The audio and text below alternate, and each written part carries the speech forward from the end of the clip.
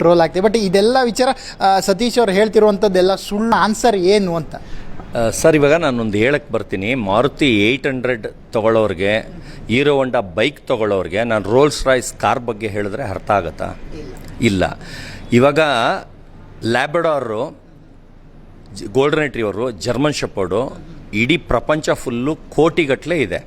ಆ ನಾಯಿನ ನಾನು ರೋಡಲ್ಲಿ ಇಟ್ಕೊಬಂದರೆ ಯಾರು ನೋಡ್ತಾರಾ? ಇಲ್ಲ. ಅದಕ್ಕೆ ಯಾರು ಇಂಟರ್ವ್ಯೂ ಮಾಡೋಕ್ಕೆ ಬರ್ತಾರಾ?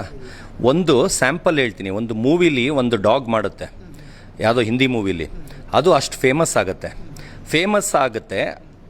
ಆ ನಾಯಿಗೆ ಹೋಗಿ ಯಾರೂ ಇಂಟರ್ವ್ಯೂ ಮಾಡಲ್ಲ.